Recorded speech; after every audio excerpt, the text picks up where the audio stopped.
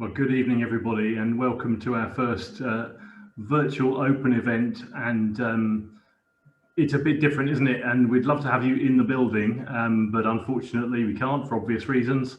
And while I'm thinking about that, we do hope that before the year is out, before the academic year is out, that we'll be able to invite some people in to have a look around the building, because many of you have not had a chance to look around before.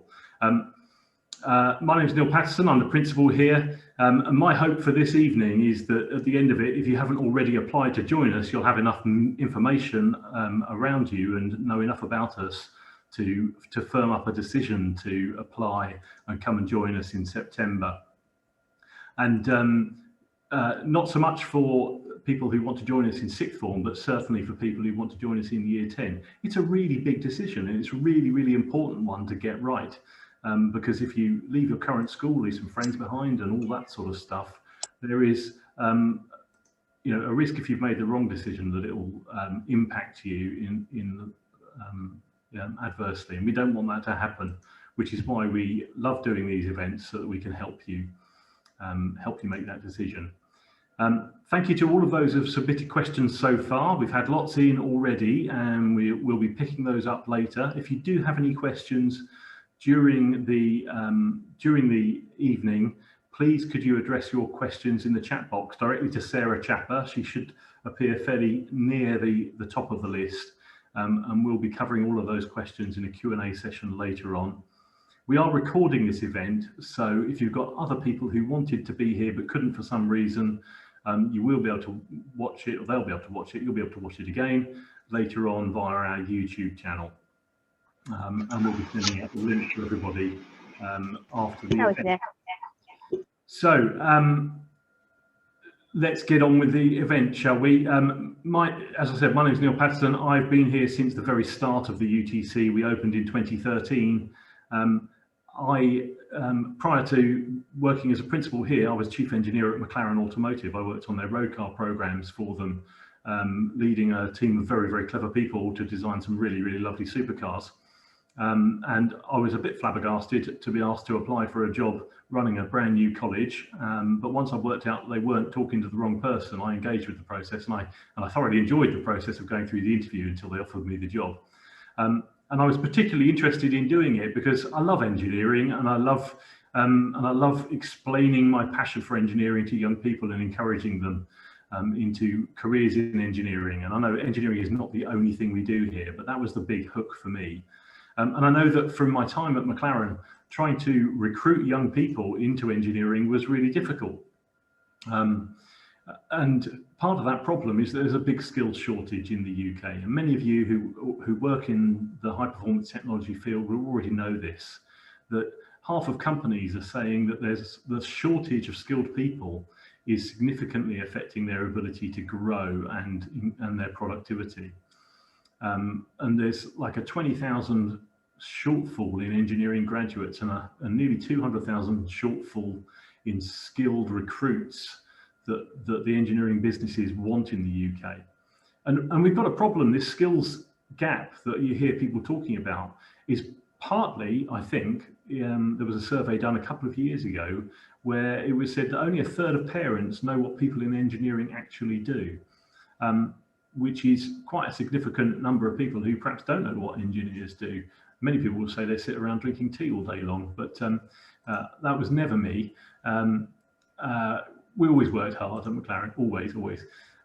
So anyway, we've got that as an issue with people not necessarily knowing what engineering is, companies not being able to grow. We've also got a really chronic gender problem and ethnicity problem in engineering in the UK, excuse me, where there's only approximately 6% of engineers are non-white and 8% who are non-male. If we could solve those problems, we'd solve the engineering problem shortfall. So there's those skill shortages, and so there are, we're one of 48 UTCs across the country, and we have that matches the needs of the businesses in our regions. All slightly different. So if you go to Reading, for example, where there's an awful lot of IT and computing, one of their specialisms is regarding computing. If you go to the northeast of England, it's more about energy generation. If you go down to Plymouth, it's about marine engineering, that kind of stuff. We are for 14 to 18-year-olds. We teach normal GCSEs and A-levels, and we teach vocational and technical qualifications that our businesses in this region say they need for the students who join them as young people for the skills that they're looking for. It's full-time. We're heavily influenced by those businesses who recruit our young people. And we all UTCs have at least one specialism. We're a little bit different here, perhaps a bit greedy, in that we cover high performance engineering, we cover business studies with events, and we're also developing a specialism related to cybersecurity because it's a growth industry in this region. And this is recognised clearly by the people who come here, because our students come from miles around for our courses. And if you have a look at this map here, a little red dot on this map represents a postcode where a student who studied here lived.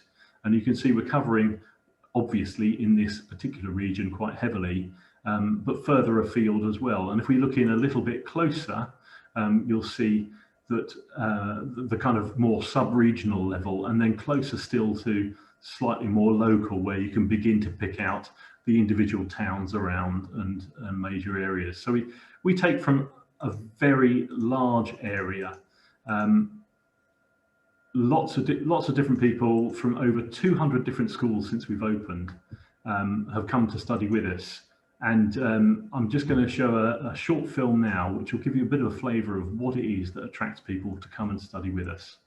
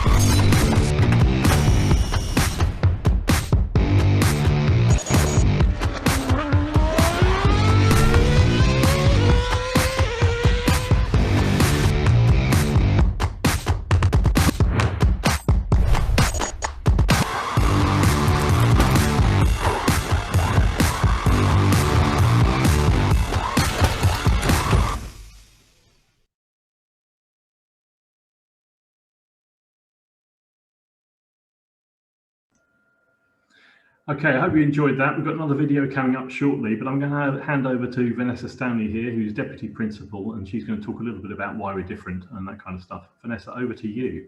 Okay, thank you. So what makes us slightly different from a normal school? Well, first of all, it's the contextualized learning.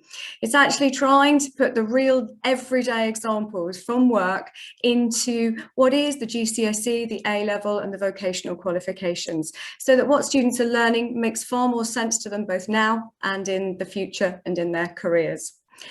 We've got very, very good links with employers. And we keep those up to date so that we get that constant input for our students so that we can keep their learning real and everyday. Our curriculum, it does stretch. It definitely does challenge. It is not an easy curriculum. And, you know, it's not all, when we're talking about the engineering, it's definitely not all hands-on, because we're looking about developing our engineers. So it is stretching, it is challenging. But the key thing that we should think about in Key Stage 4 is the fact that our GCSEs are always done over 2 years. We're very, very experienced at delivering the GCSE curriculum over 2 years. And I know there might be students who are coming to us thinking, okay, well, I might have missed some things because of lockdown. Well, they know coming to us that they're going to cover it all again and reinforce it and build on it. So one of the key things, we cover everything in the 2 years. Our environment inside this building is just slightly different. It's more business-like. It feels different. The students don't just feel that they're in a school. It is slightly different. There are very, very high expectations for everybody here. And it's not just about the hard skills, so the exam grades. It's also about helping our students to develop those soft skills, the skills that are going to make them super successful when they get into the world of work.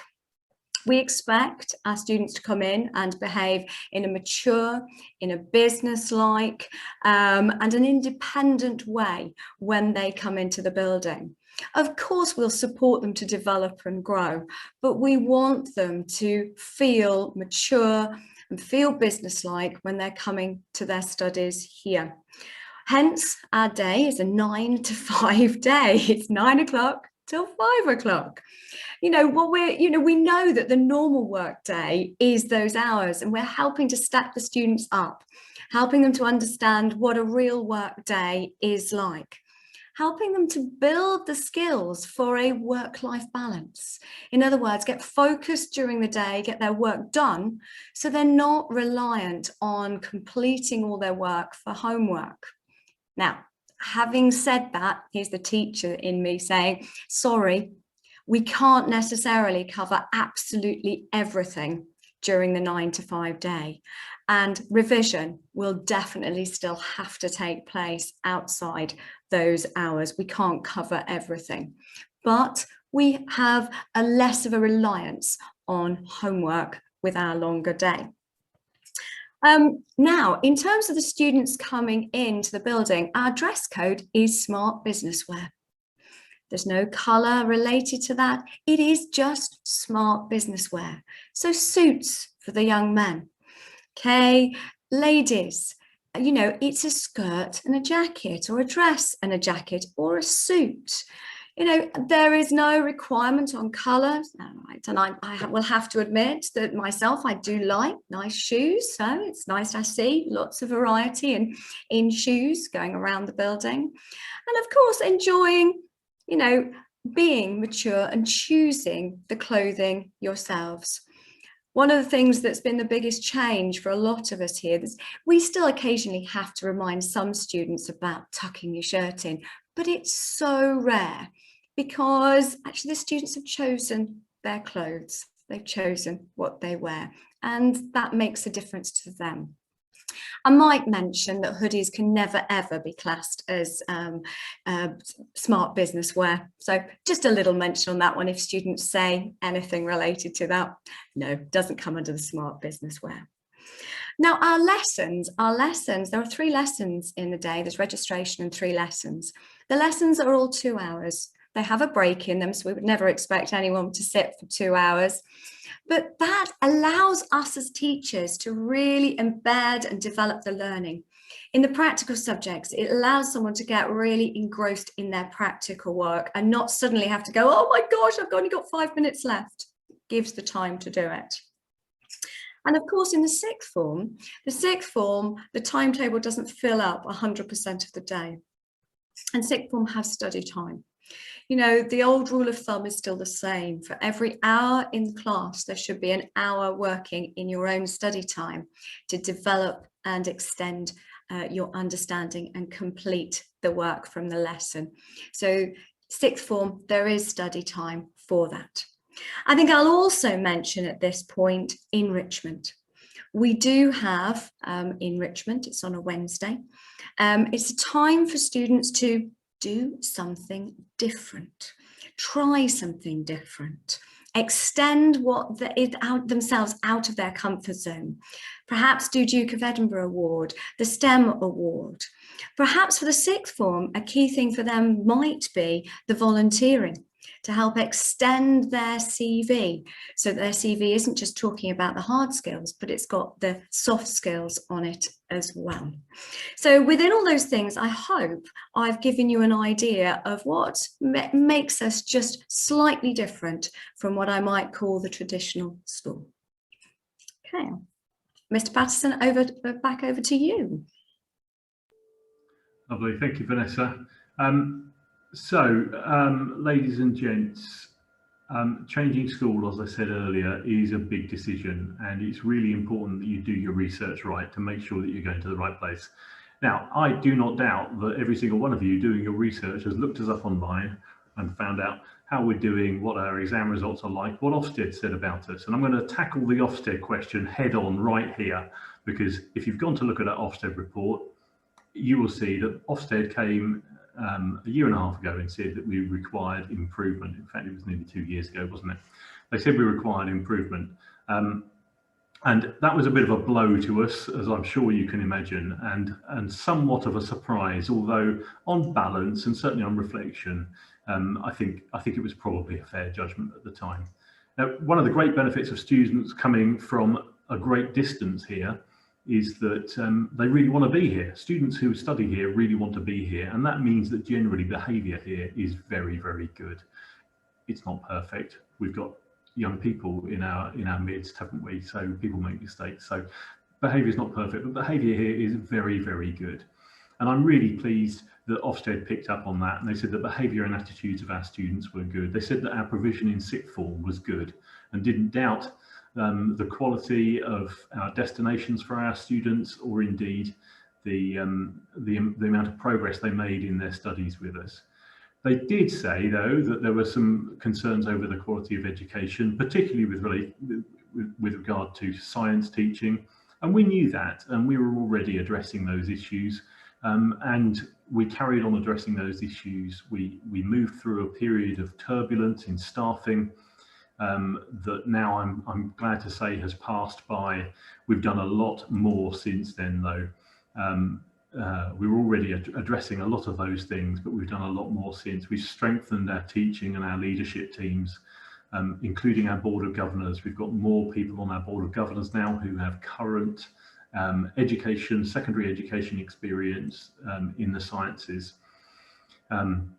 We've done lots and lots of staff training related to cognitive load theory and trying to understand how our students learn and process that information, and really getting the quality of teaching right for all of our students, which will also benefit our students with special educational needs, which was another area of concern that Ofsted picked up on. So lots and lots of staff training about that means that we are now meeting the needs of our SEND students much more of the time. And we haven't finished that journey. That's getting better still, and will be an awful lot better. I am absolutely convinced that when Ofsted return next academic year, that they will see, as I see right now, that we are a good school, and we've addressed the issues that they identified, that we had already identified. So I wanted to hit that straight head on. The Ofsted report is not the only thing about a school. And I was really grateful to parents who sent us lots of messages of support after Ofsted had visited, to say that the report didn't reflect what they understood as the school that their children came to. But hey, I'm going to say that, aren't I? Because I want you to come and study with us. I want you to come and study with us because I think we're a great school, not just a good school. I think we're great, and I think that we provide great opportunities for our young people to really develop as individuals, and also develop their readiness, their work readiness. So don't just take my word for it. Let's hear from some of our current and former students in this short video that's coming up now.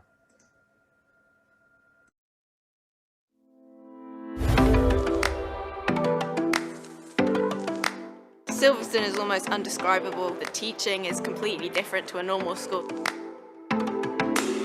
The thing that makes Silverstone and UTC so special is the people and the atmosphere that they provide. They're always there for each other, and you always have someone to talk to. Since I've come here, I've literally fallen in love with automobiles. I feel like a select few, and I just feel quite privileged. I chose Silverstone UTC because it keeps us work ready, and they see you as peers instead of students. I think the most unique thing about Silverstone is the teaching element. I mean, the teachers are really involved with you, and you're given kind of life skills, and what you're learning is actually what you'll use. We're here with the R1 racing car. We can offer the students real access to what it's like to run a business around racing cars, but also the events, the sponsorships, the partnerships and the business side of it. The basic engineering skills they learn here are transferable to almost any form of engineering. Formula One, British GT, aerospace generally and military. The ethos of collaboration at the UTC is very important to us. It's one of our core values, and the staff and the students have very good relationships. They actually feel like they're in a business environment, and that gives them the skills and prepares them for when they leave. We have individuals here that come here specifically to want to join the F1 community, and also we have engineers here that specifically want to go into the cybersecurity aspect of industry. So if you're interested in cybersecurity, engineering or business, this is the place to come. In year 10 you can kickstart off your career and then you can further develop it again in the sixth form. I was here for the full 4 years. Then I went on to go to university and I got a degree in automotive engineering as of last year. I managed to secure a job as a vehicle handling designer at Code Masters. So I'm currently working on improving the feel of the cars for the next games of the future. The skills I got at Silverstone gave me the opportunity to diversify my engineering abilities and problem solving, that I could go straight into sound engineering. The best bit for me about coming to the UTC was driving past one of the most infamous tracks around the world, Silverstone, and seeing cars go around every day. The sound of it just helped reaffirm and motivate me even more for my dreams and aspirations to go into the automotive and motorsport industry.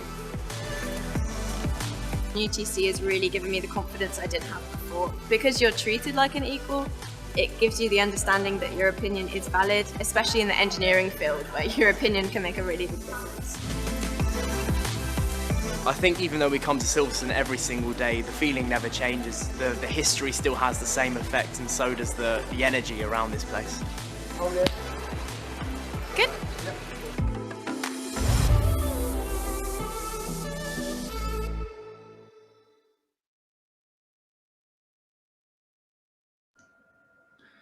Okay, well, I hope you enjoyed that film. We had fun making it, and do you know what's great is actually I didn't have to script those answers for those students. That's what they really believe, and it's lovely to have them repeat it back to us and be positive about their experience when they're studying with us. You'll have heard in that video Mark Harrison talking about Praga cars, and Praga, they're probably the oldest car company that you've never heard of, based in the Czech Republic, and they've got big plans this year in Britcar. They'll be running a lot of cars, and I'm really excited about the partnership that they want to pursue with us. They came to us and said, can we do this? They want to take students from us who are interested in business studies, how events work around motorsport, and how race teams work at a race event as engineers, and give our students that great experience of being part of those race weekends, and learn more about how their business works.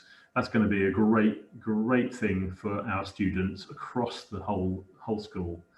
They're going to bring drivers in, they're going to bring engineers in, they're going to bring their events managers in, they're going to bring people in to talk to us in a program of talks. Really excited about that.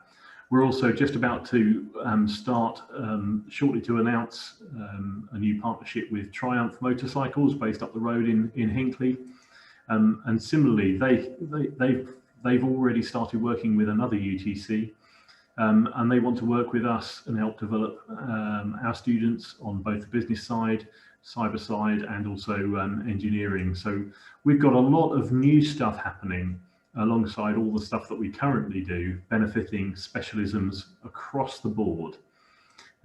Also to add, before the end of this year, we'll have built a new cycling efficiency testing lab in collaboration with the Silverstone Sports Engineering Hub, which are based just here across the road from us. Our students will be conducting experiments on bicycles, on chains, on wheel and tyre assemblies, to establish which are the most efficient ways and the highest performance assemblies. And they'll be doing that for world-leading cycling teams and feeding that information back to them directly at the same time as learning about the engineering concepts behind them. So some really great stuff, really exciting year to come.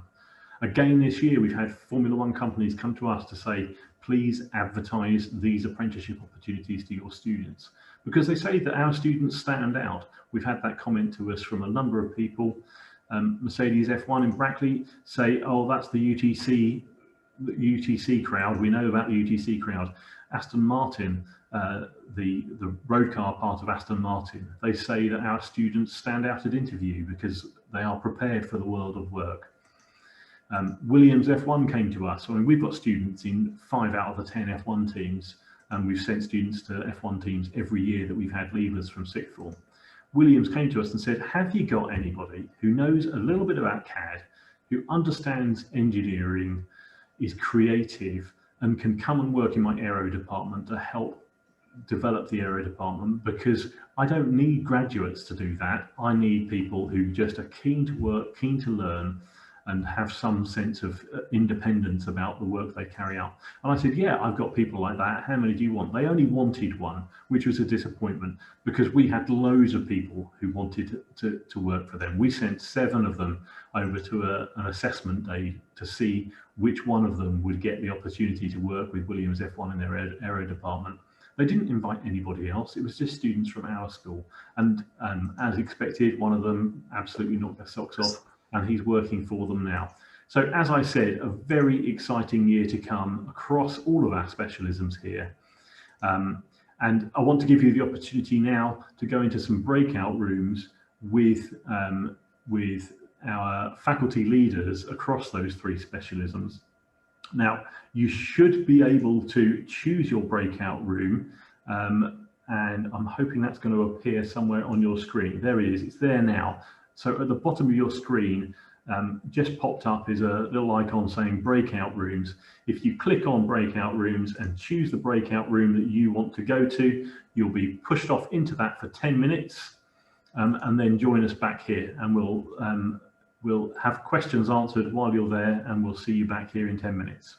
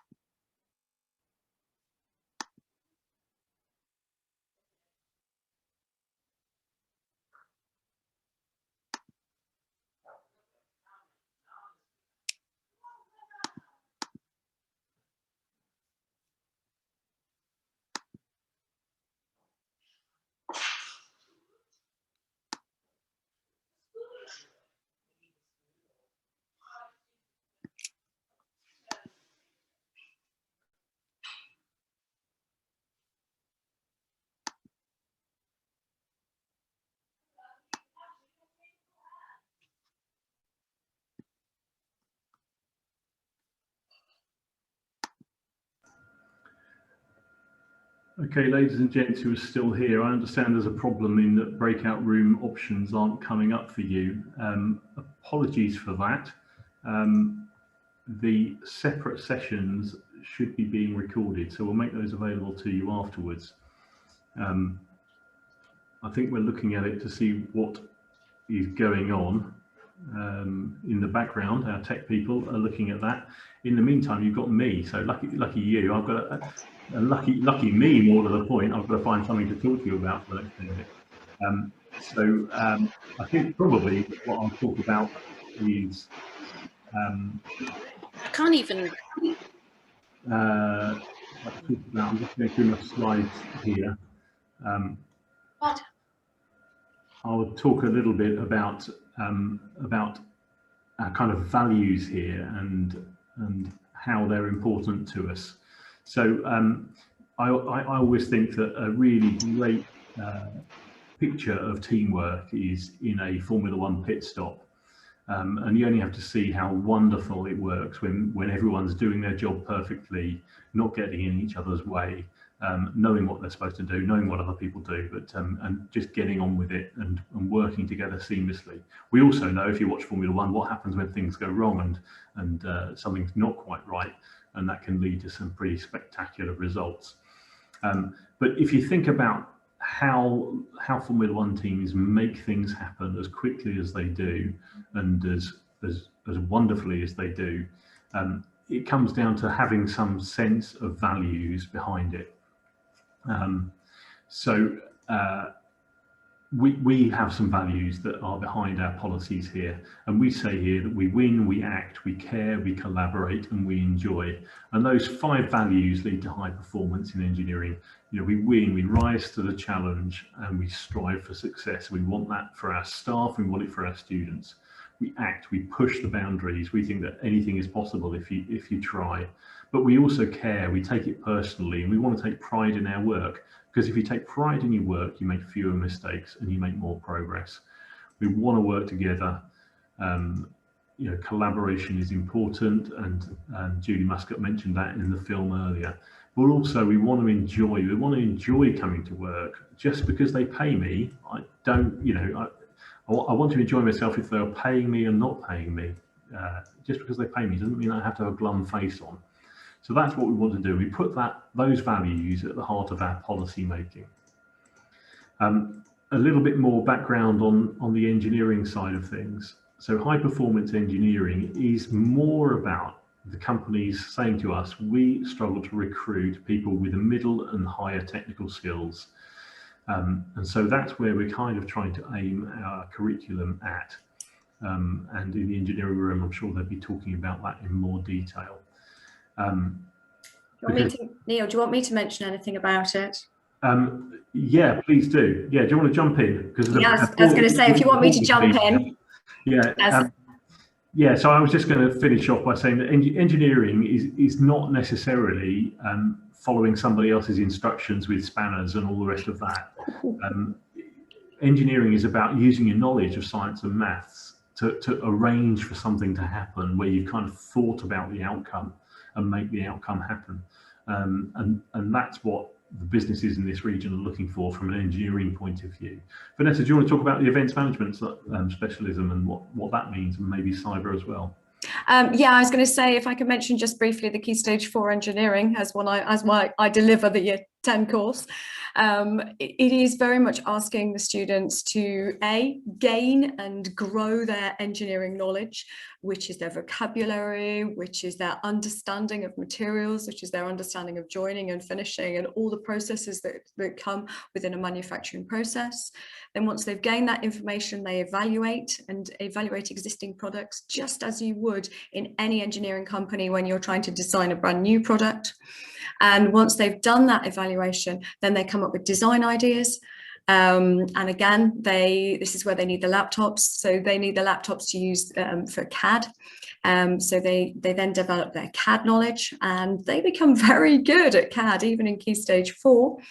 And then finally, we do the stage of prototyping. So we prototype our designs. When we prototype, we then test, and you learn so much more when you're actually prototyping. It makes such a difference. It really, really does. Now, the business with events. So this is our students learning business. They learn all about business. And if we're thinking about the events industry is a very, very large business. And what the contextualization does is it actually puts this business knowledge in a context. It shows the students how it's used in the events industry, but also in a vast number of industries. So that the students just don't go away with the knowledge of what's in a textbook, but they will know what's in the textbook and understand how it's applied in the real life situation.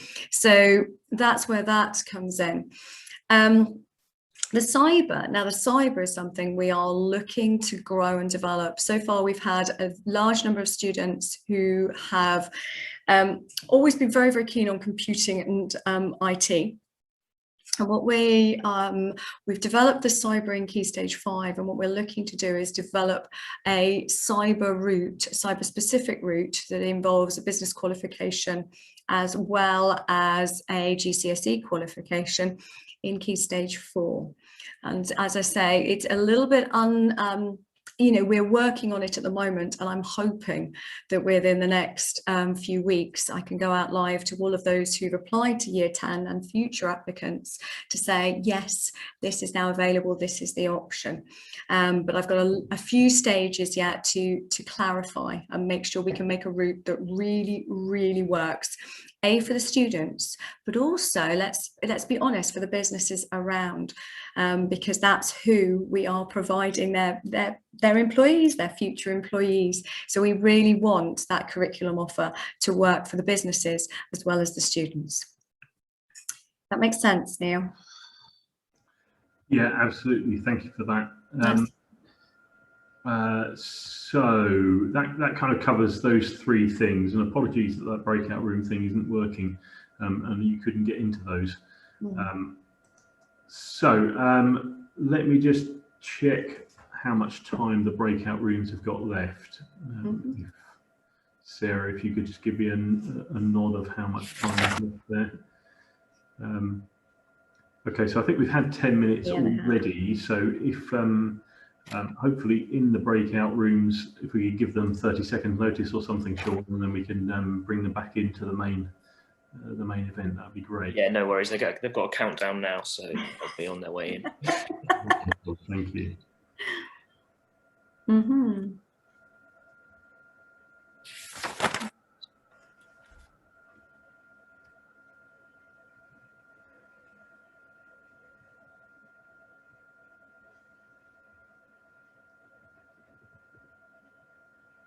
So everyone's arriving back now, and yeah, it's quite scary. Let me tell you, people at home, it's quite scary when 180 people suddenly turn up in your office.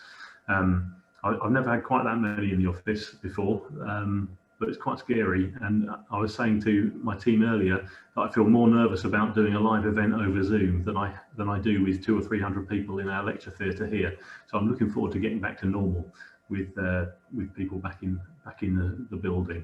Hopefully we'll be able to do that before too long. Okay, everyone's arriving back now. Apologies once again to those of you who couldn't get into the breakout rooms, and apologies if you weren't able to see slides in the breakout rooms as well. And I think we had a problem with one of our members of staff being kicked out as well with an internet problem. These things happen, and sorry Julie that it happened to you, but hopefully you won't have missed too much, and we can get back to the business of the main presentation now. So I'm going to talk a little bit about our students and their progress and their destinations and all that kind of stuff, because we've got some really great stuff to tell. And as I mentioned earlier, if you've done your research, you might have had a few questions over what actually our student progress is like, because it looks a little bit confusing. If you go to the government website to find information about this place on school performance tables, you'll find that there are some confusing comments that say that certain measures don't apply to us because we're a UTC, but they then go and give you those measures anyway, which don't look very good when you compare them to the school that you're currently at, or the school that the other sixth form that you're considering. So I wanted to explain some of the reasons behind that. The main reason, especially with Key Stage 4, is that nearly all secondary schools in the UK are judged by this thing called Progress 8. And Progress 8 measures progress between the end of primary school and your GCSE results. And there are three reasons why that's a problem for UTCs. The first is that Progress 8 kind of assumes that all subjects are as easy or as difficult as each other. But in the UTC, because we choose technical subjects by choice, because that's what our students want to do, that's what our businesses want our students to do, those subjects are historically more difficult to obtain higher grades in than some of the other subjects. So, for example, it's easier to get a grade 7 in psychology. If you get a grade 7 in psychology, for example, the likelihood is that you'd have got a grade 6 in mathematics. But conversely, that you'd have got a grade 5 in computing. So you can see how some subjects might be easier than others, and that skews the Progress 8 calculation. Progress 8 also requires you to do a particular set of subjects that the government have decided is appropriate for most students. But they know that UTCs aren't most students. We're different here, and we do different things for good reasons. But the things that we choose, and we don't force you to choose certain subjects from certain blocks in order to make up your curriculum in Key Stage 4. That means that some of our students are disadvantaged on their score, which overall impacts our Progress 8 score. But the third and the most obvious reason is that it measures progress between end of year 6, Key Stage 2, and end of year 11, Key Stage 4. And students are only with us for 2 of those 5 years, which means that students could have had a really, really great time, made great progress in the first 3 years of secondary, come to us and then do nothing, and we'd get the praise for that. Conversely, they might have a really poor experience in year 7, 8 and 9 of secondary school, come to us, absolutely fly, and they might have only just caught up to where they ought to have been. And so for that reason, the government has said Progress 8 doesn't really count. EBAC doesn't really count. These measures aren't suitable for UTCs, which means that you don't know where to look, because that Progress 8 measure of -1 means nothing in the real world. So how do we overcome that problem and make sure that we're doing a good job? Well, what we do is we test every student when they arrive. And from that, using a test that is done by hundreds of thousands of people across the country every single year, we're able to establish what grade they ought to get at GCSE from that test at the beginning of year 10. And we measure compared with that. And I'm really pleased to say that when we do that, actually it shows that our students make more than expected progress on average. They do better in our specialisms than in some of the other subjects. Our historical data will show that science didn't do as well, and I spoke about that when I was talking about Ofsted earlier. But overall, they do, on average, half a grade better than expected, which is really great news for them, and great news for their destinations and their next steps. Similarly, in sixth form, our students do exceptionally well.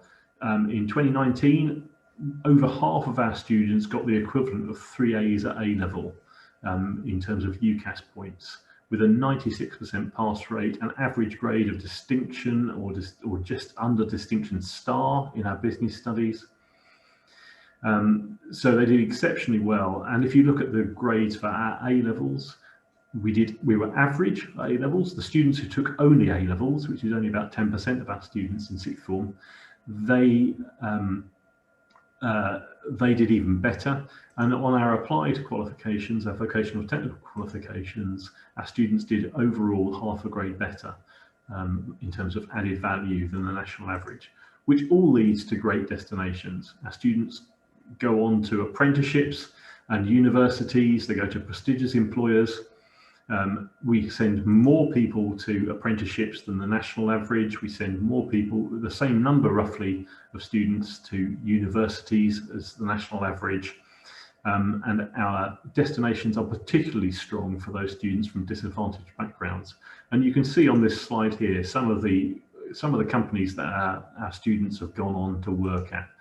Really prestigious destinations, and we're really, really proud of every single one of them. And that's one of the things that really makes us different and sets us apart, because we have these connections with these businesses in the region, because they come to us, because they know that they can get quality from us in the fields that they're looking to recruit. It really, really adds benefit to all of our students. So that's that on progress and destinations. And I'm going to hand back to Vanessa now, who's going to talk more about the curriculum in a bit more detail. Yeah, thank you. I think I've got some slides, haven't I? Thank you. Absolutely perfect. Thank you very, very much. So first of all, this is Key Stage 4 and the Key Stage 4 curriculum. So the first line shows us that our students, when they come to us, they choose. At the moment, any student who's applied has chosen English between high performance engineering and business with events. I hope that within about a month, if we are able to offer the cybersecurity option, then everybody will be emailed out. And if any student wishes to say, actually, I want to swap from business or from engineering to the cyber, then they will be able to do that. There will be numbers dependent because I need a certain class size, and I won't be able to cope with 2, certainly not in the first stage. But we can talk about that with anybody who may wish to change. So everybody has their specialism. It is 5 lessons a fortnight, so it's 10 hours a fortnight. And you can see there the qualifications that students get. Everybody in Key Stage 4 does GCSE maths, everybody does English language and English literature.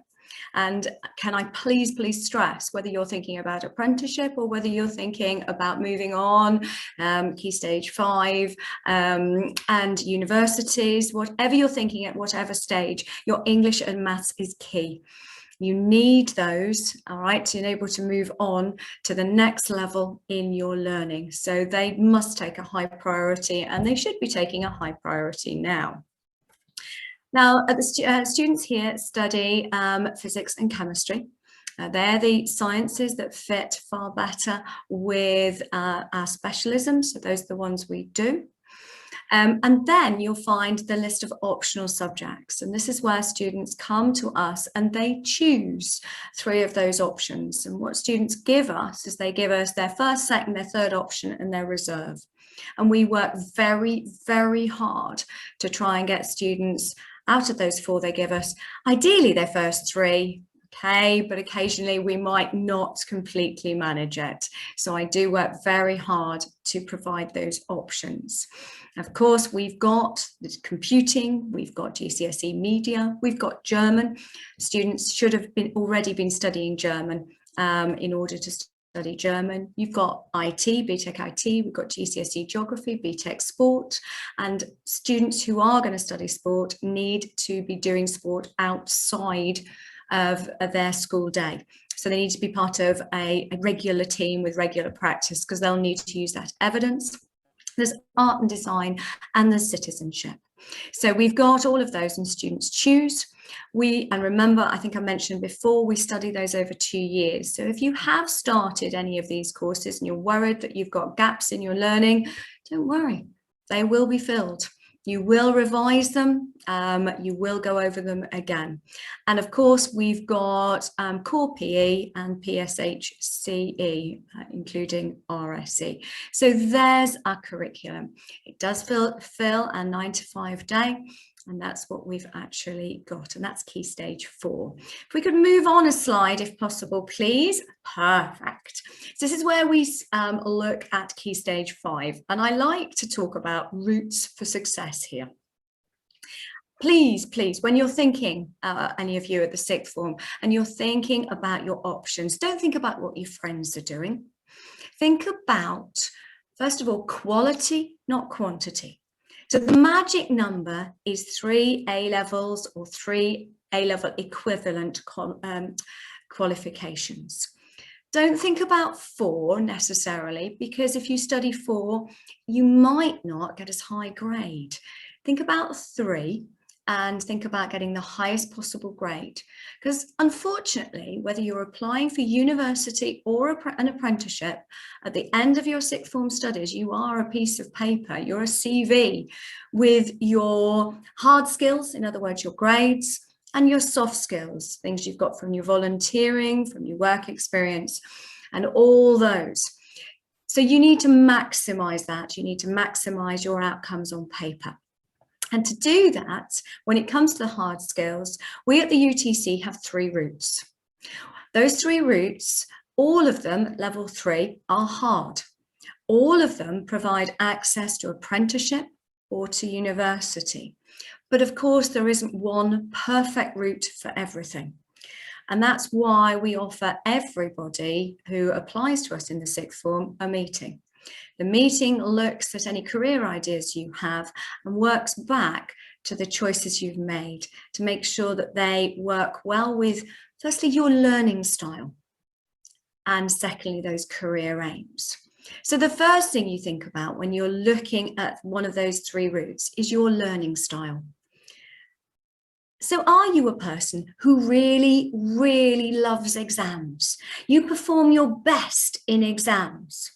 Well, if you are, then actually that's the Silverstone Baccalaureate route. You'll find the subjects you're doing less on the vocational side and more on the A-level side. And A-levels moved a while ago into being pure exams. So that's the route for those of you who are really, really good at exams. If you're actually no, coursework, coursework is my strength. You've still got to do exams, but coursework is more of your strength. Then you're looking at the tech back or the extended diploma routes. And the difference between those 2 is the way those routes are examined and the style of the coursework.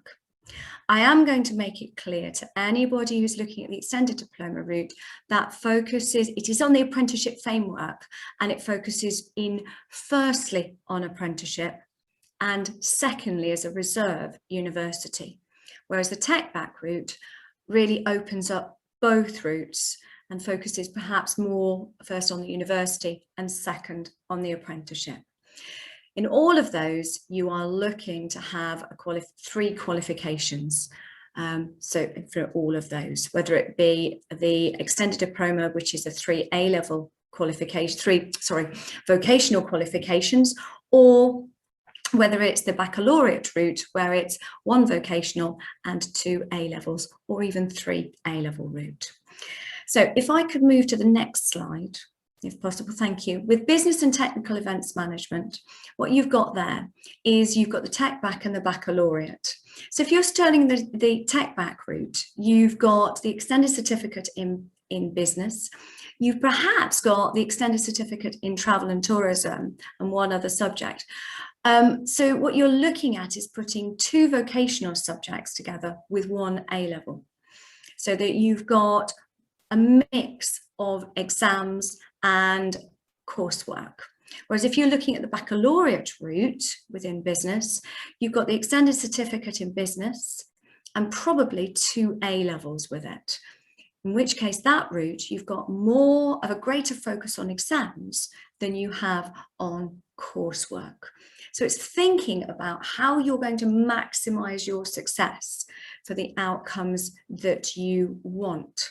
And of course, we've got a wide range of A-levels that you could put with this. So you've got your English, your product design, you've got your media, you've got geography, okay, you've got computing. All right, we've also got other A-levels, and these are all in our prospectus. We've got BTEC sport, okay, and then you've got your engineering, you've got your business, you've got your travel and tourism, we've got A-level maths. Some students might think about A-level further maths, and we have AS in core maths. So there's a wide range, right? And it's thinking about where you want to go and which ones are best. And if I can just end, please, on the last slide, which, if I'm correct, is the cybersecurity route. So this is a route that exists already now in the sixth form. a tech back route where you are studying here a 1.5 A-level equivalent in IT, where the units do have an emphasis on cybersecurity and networking.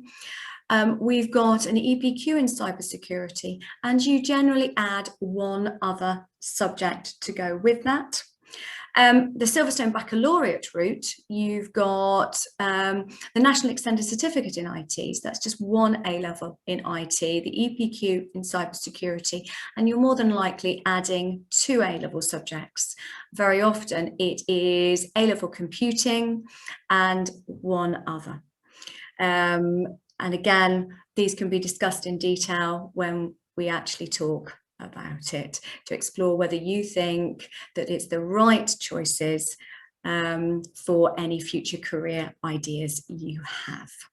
I just want to say that we're always here to talk about things, and at the end of the day, students only have to make their final choices of subjects for the 6th form actually after they've got their results, and then we can discuss them at that point in time if they've had any rethink ideas. I think that might be it, Mr. Patterson. Hopefully I've not overrun. I think that is it, and I think we can now move on to some questions from people. Now, as I said earlier, thank you very much for sending in your questions earlier. We've had a few that have come through during this evening as well. Sarah, do you want to feed me questions and I'll either answer them or do the slopey shoulders thing and get somebody else to answer them for me? Yes. Could you just cover off the question of accommodation, please? I can. So there was a question that came through on email about whether we can do accommodation here. The short answer is no, we can't, unfortunately.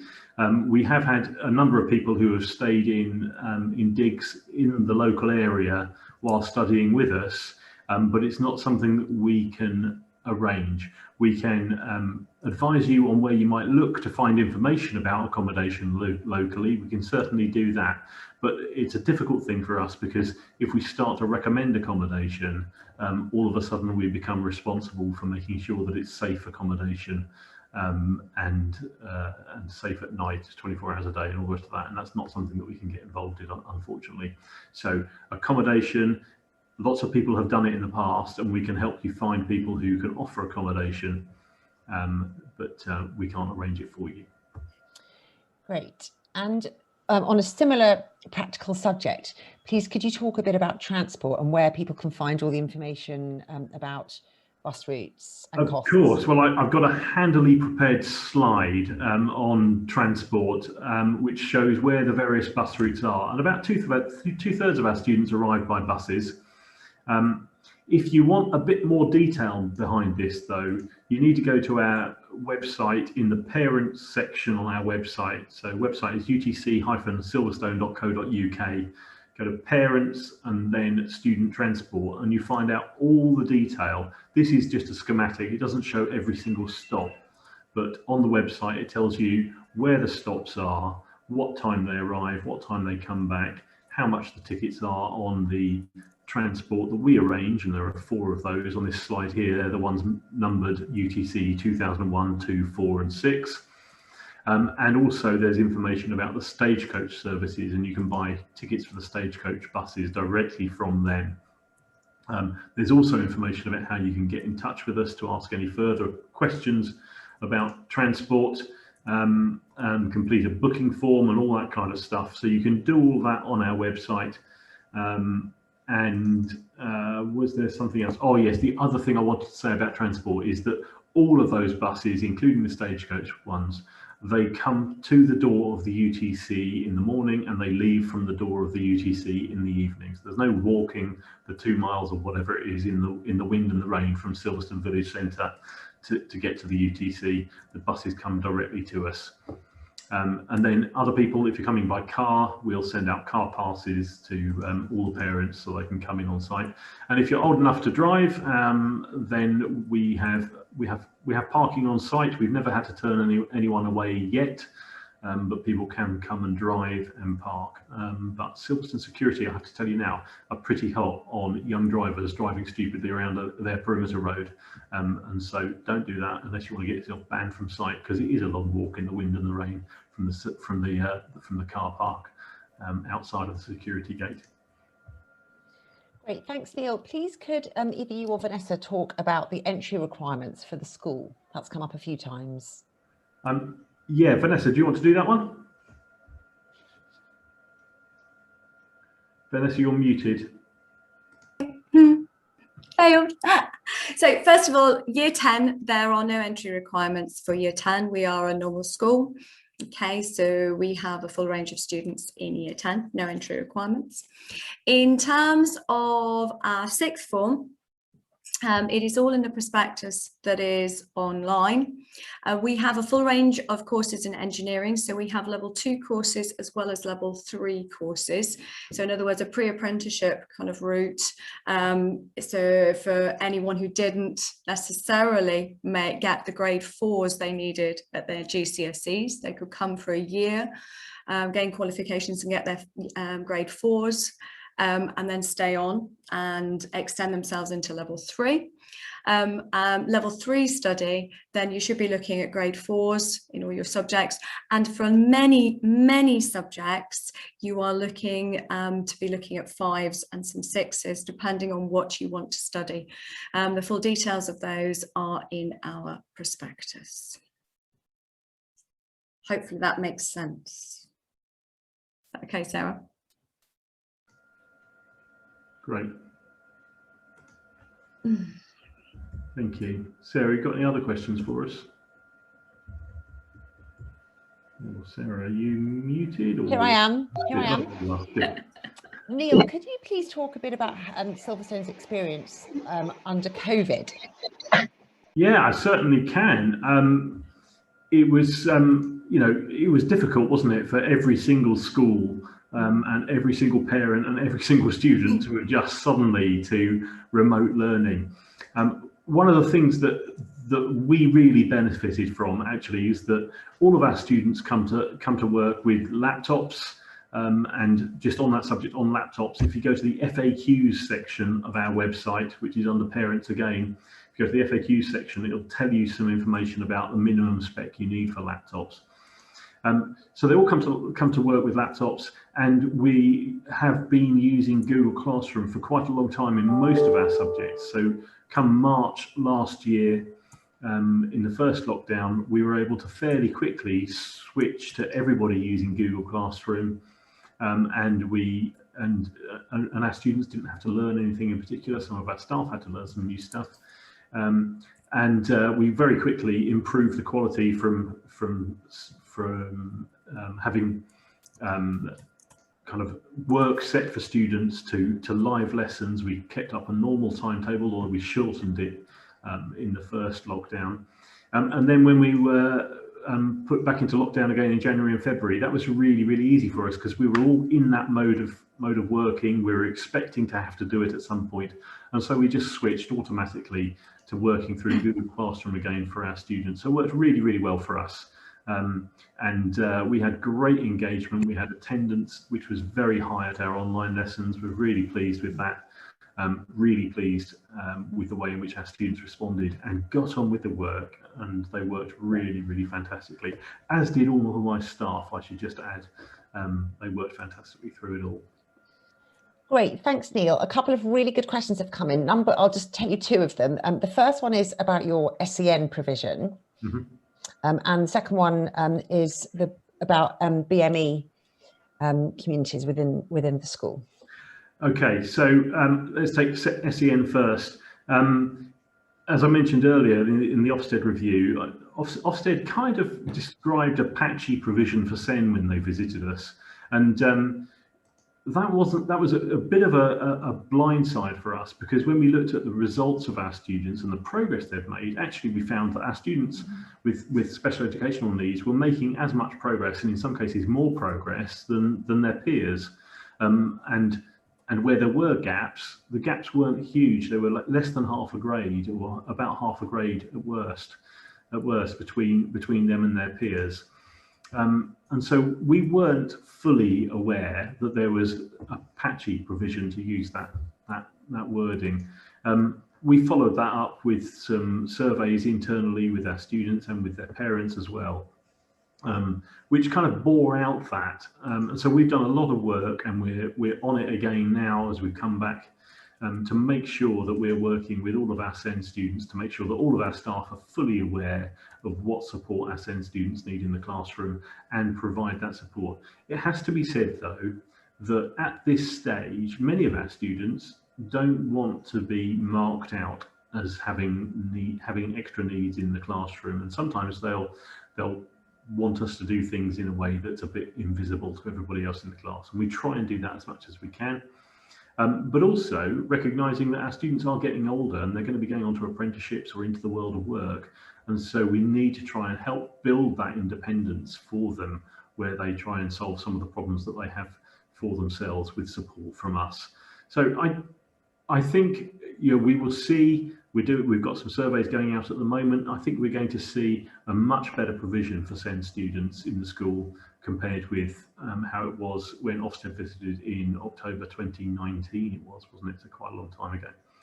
On the subject of ethnicity in the school, we are delighted actually that, given our large catchment area, we have a diversity in this school that is completely different to the local area, or the kind of South North Hants area that you might expect. South North Hants, I think, is about 3% non-white in its population.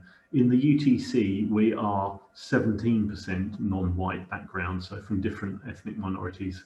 And that leads to a real richness in the college that we really enjoy. I'm really pleased to say that we have had hardly, in the 8 years we've been open, hardly any incidents of racist bullying. Where that has occurred, we've been on it really hot and dealt with it straight away.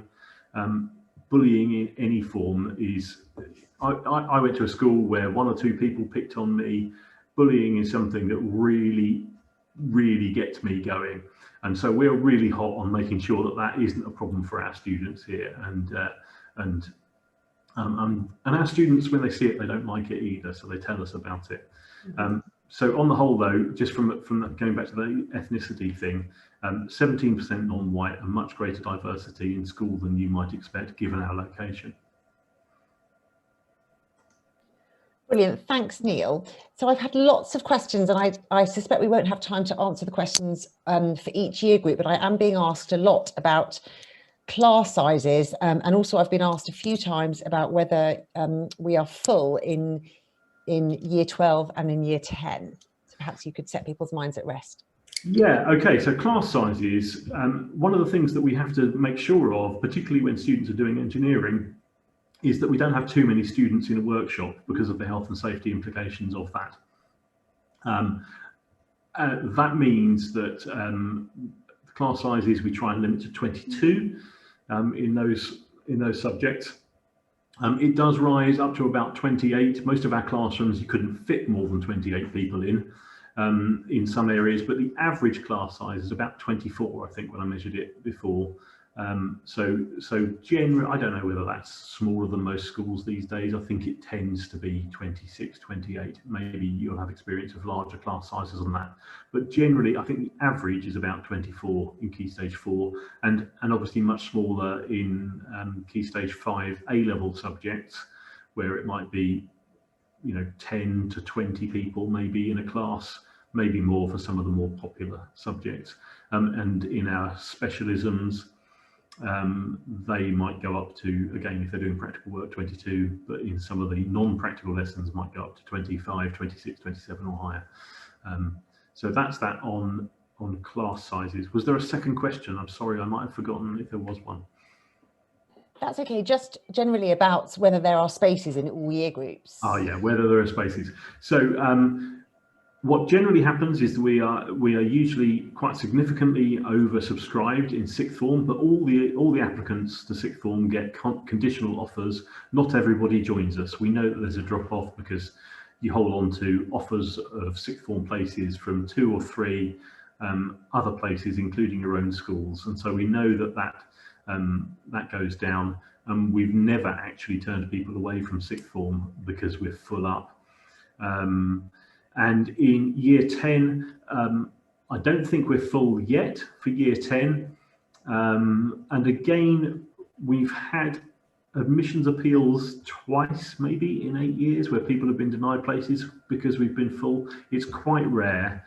And as Vanessa mentioned earlier, it's also quite rare for us to not give students the option subjects they want. It can get a bit tight the later you leave it, is what I say about that.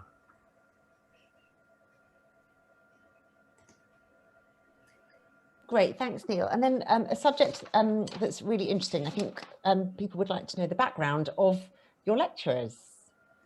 Yeah, so teachers in this school, one of the things that I was really clear about when we first opened is that the quality of education is the most important thing for us.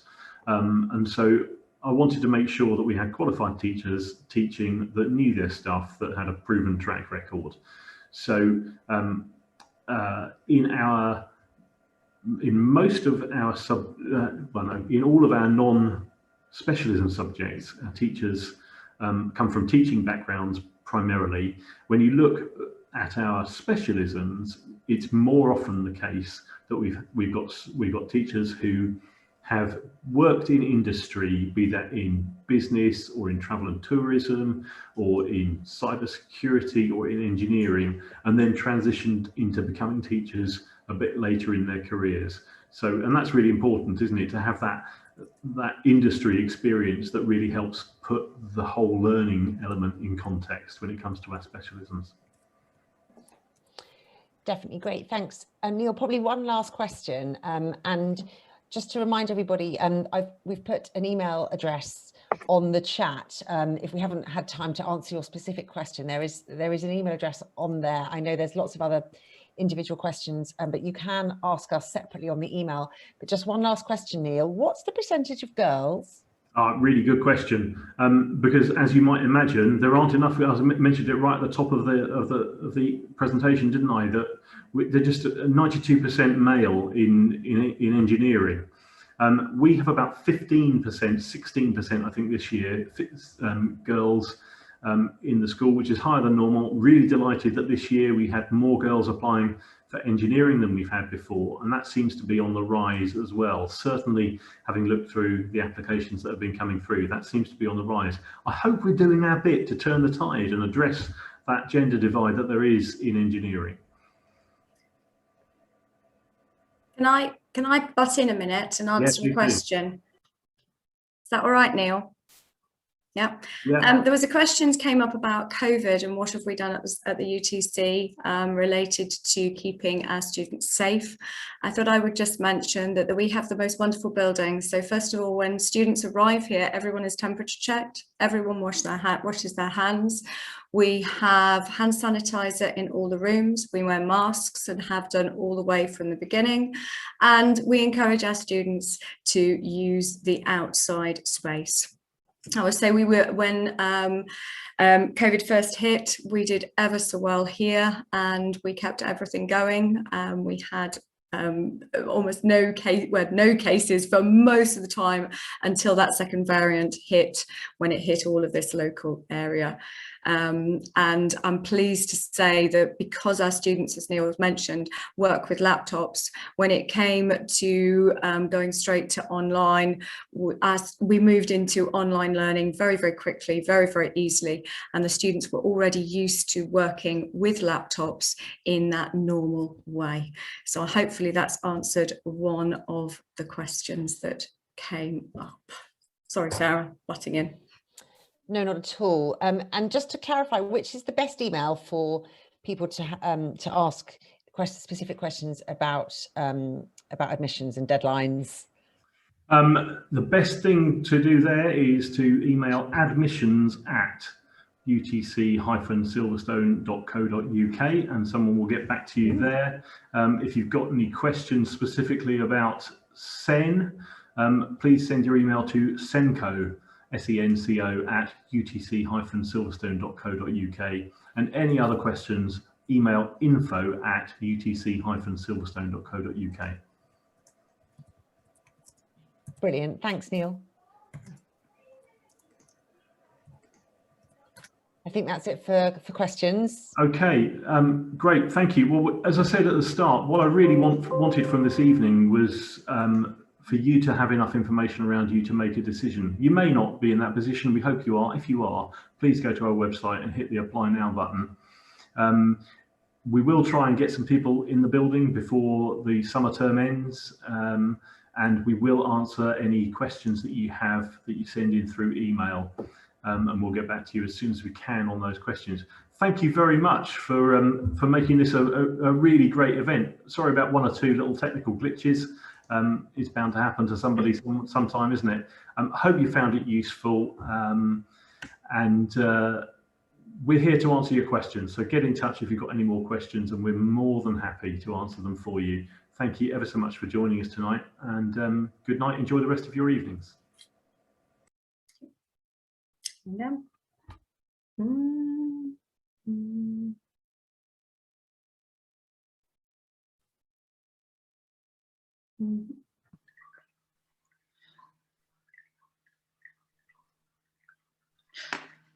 I ask a quick question? Mm. Oscar's starting in September. Is there any provision for them to come and have a look around? He has been round on a tour last year, but in a kind of transition. Yeah, I think what we'd really like to do, we'd love to be in a position where we can do some kind of induction day with students. Yeah. We've got to wait and see, haven't we, what's going on in terms of COVID guidelines and what have you. I really want to be able to do that. And worst case, what I kind of want to do is invite smaller groups round where we can just have a wander around and keep well away from each other, because we've all, we don't want to give each other COVID, do we? Not that anyone here has it, because we're all doing our regular testing, we're all doing temperature testing, and we all understand all the rules now. So we're really safe about that stuff. So as and when government DFE guidelines say that it's safe for us to do that, then we'll be looking to implement that as soon as possible. Great, thank you.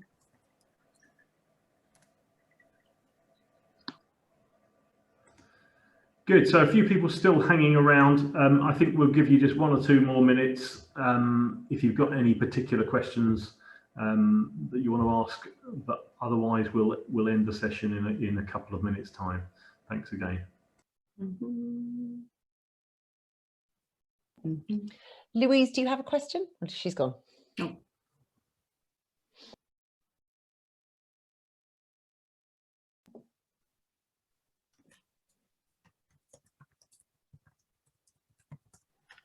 Hi, can you hear me?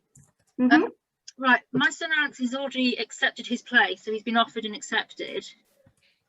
He's really kind of excited to come. I just want to know, when do we start getting information, like the next steps? Because he's had to choose his options through his old school, but he's already chosen options for Silverstone, so we're kind of a bit in limbo. Yeah, so I haven't got the dates of when we'll actually be sending that information out. Okay. I will try and find that out for you, but don't worry, in good time you will have all the information you need from us. It's also worth saying, actually, you're kind of in limbo because you've got options chosen in current school and you've option chosen here.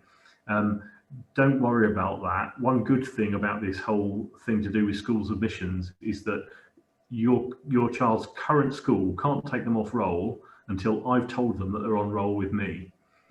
So they've always got a place. Whatever happens, they will not be left without education.